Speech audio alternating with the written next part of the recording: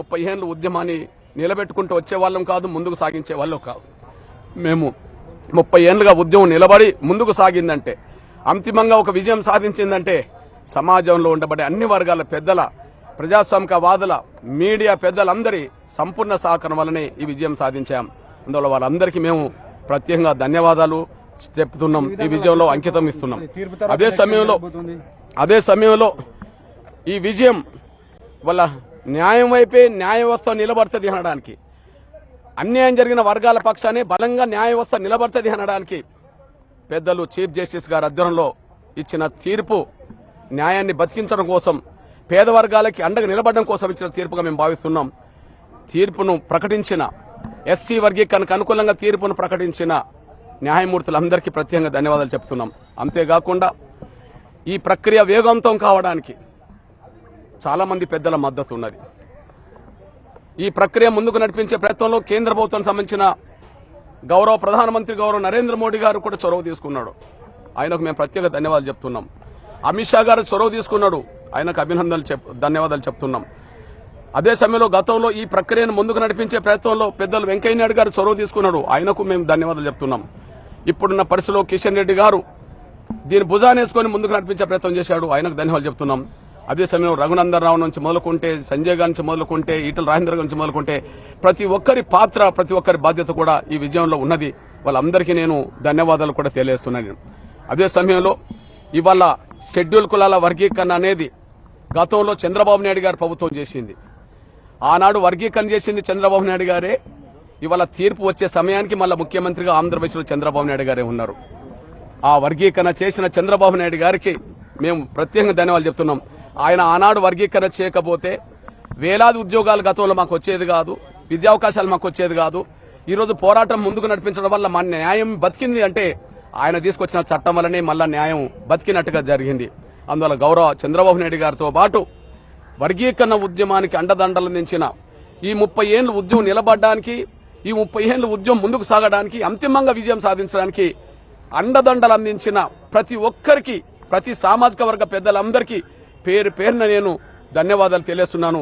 ఈ విజయం మాత్రం అమరులకు, ఉద్యమకారులకు, మద్దతు ఇచ్చిన సమాజానికి అంకితం ఇస్తున్నామనే విషయం కూడా తెలియజేస్తున్నాను. ఆర్డర్ ఇంప్లిమెంటేషన్ కి అయితే ఆదేశాలు జారీ చేశారు. ఎట్లా ఉండబోతుంది? రాష్ట్ర ప్రభుత్వాలు ఎంత ఇనిషియేటివ్ తీసుకోవాలి కదా, మళ్ళీ రాష్ట్ర ప్రభుత్వం ఇంప్లిమెంట్ చేయాల్సింది. ఇప్పుడే చెప్పాం, షెడ్యూల్ కులాల వర్గీకరణ ఉమ్మడి ఆంధ్రప్రదేశ్ చేసిందే ఆంధ్రప్రదేశ్ ముఖ్యమంత్రి ఉన్నప్పుడు చంద్రబాబు నాయుడు గారు. కాబట్టి ఇప్పుడు ఆటోమేటిక్ గా చంద్రబాబు నాయుడు గారు మళ్ళీ ముఖ్యమంత్రిగా ఉన్నాడు. ఆయన వర్గీకరణ చేస్తామని పదే హామీ ఇచ్చి జనంలోకి వెళ్ళాడు. మాదిగలందరూ ఆయనకు సంపూర్ణ సహకారం అందించారు. వర్గీకరణ మళ్ళా సుప్రీంకోర్టు అనుకూలమైన తీర్పిచ్చిన సమయంలో చంద్రబాబు నాయుడు గారు ముఖ్యమంత్రిగా ఉండడం అనేది మా జాతికి భవిష్యత్తుకు ఉపయోగపడుతుంది. రేపు వర్గీకరణ జరుగుతుంది. ఆ స్థానంలో మరొకరు కనుక ఉంటే మా వర్గీకరణ జరిగేది కాదు. సుప్రీంకోర్టు తీర్పు ఇచ్చినా కూడా దానికి ఏదో సాకులు చెప్పి కొంత అడ్డంకులు కల్పించడానికి ప్రయత్నం చేసేవాళ్ళు. ఇక్కడ చంద్రబాబు నాయుడు గారు ఉండడం వల్ల ఆ వర్గీకరణ అమలు జరుగుతుంది ఆంధ్రప్రదేశ్లో. అదే సమయంలో కాంగ్రెస్ తెలంగాణలో కూడా అనివార్యంగా అమలు చేయక తప్పదు. ఎందుకంటే కాంగ్రెస్ కూడా ఒక లాయర్ను పెట్టిందని చెప్పి రేవంత్ రెడ్డి గారు వాళ్ళు వీళ్ళు చెప్తున్నారు. కాబట్టి వర్గీకరణకు అనుకూలంగా లాయర్ను పెట్టినప్పుడు, వర్గీకరణకు అనుకూలంగా తీర్పు వచ్చినప్పుడు ఖచ్చితంగా దాన్ని అమలు చేయక తప్పదు. ఇది కర్ణాటకలో కూడా అమలు చేయక తప్పదు. ఒక మాట చెప్పాలంటే రిజర్వేషన్ల సిస్టమే రెండో అడుగు వేయబోతుంది. దాదాపు స్వాతంత్రం వచ్చిన కాంచి, రాజ్యాంగం వచ్చిన కాంచి ఉమ్మడి రిజర్వేషన్ల విధానమే ఉన్నది. దానివల్ల అందుకున్న వాళ్ళకే రిజర్వేషన్ల ఫలాలు అందినాయి, అందుకున్న కులాలకే రిజర్వేషన్ల ఫలాలు అందినాయి. కానీ ఇప్పుడు అట్లా కాకుండా అందుకోలేని వర్గాలకు, అందుకోలేని వ్యక్తులకు, కుటుంబాలకు ఇవాళ వర్గీకరణ ద్వారా న్యాయం జరగబోతుంది.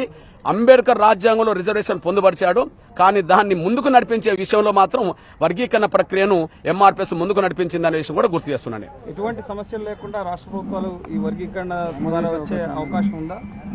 తప్పకుండా గౌరవ చంద్రబాబు నాయుడు గారు వర్గీకరణ చేస్తాడని సంపూర్ణ విశ్వాసంతో ఉన్నది. ఎందుకంటే చేసినోడు తనే, మళ్ళీ చేసేది తనేనని చెప్పి తనే చెప్పుకుంటూ వచ్చాడు. మేము మద్దతు ఇచ్చాము, ఆయన గెలిచిండు, మాకు న్యాయం జరుగుతుంది.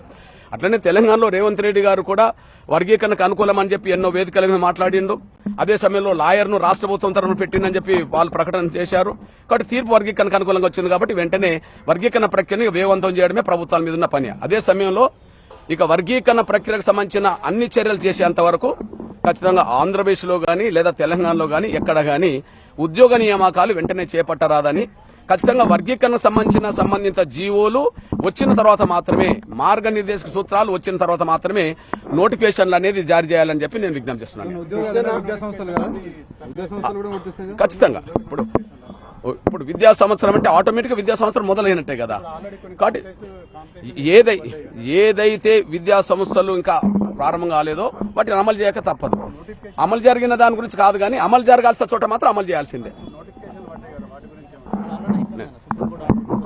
నేను అప్పీల్ చేస్తున్నా. నేను ఇప్పుడు నోటిఫికేషన్లను కూడా సరి చేసుకోవాల్సిన అవసరం ఉన్నది. ఎందుకంటే 30 ఏళ్ల పోరాటం, అన్యాయం జరిగింది అనేది న్యాయ వ్యవస్థ కూడా అంగీకరించింది కనుక మళ్ళీ వర్గీకరణ ప్రక్రియను వెంటనే అమలు చేయకపోతే మరి న్యాయాన్ని మళ్ళీ అమలు చేసినట్టు కాకుండా పోతుంది, మళ్ళీ మాకు అన్యాయం జరుగుతుంది. కాబట్టి నోటిఫికేషన్లను కూడా అవసరం కూడా వెనుకకు తీసుకొని మళ్ళీ రీనోటిఫికేషన్లు కూడా ఇచ్చి వర్గీకరణ ద్వారానే రీనోటిఫికేషన్ ఇవ్వాలని చెప్పి నేను అప్పీల్ చేస్తున్నాను. ఏమండి?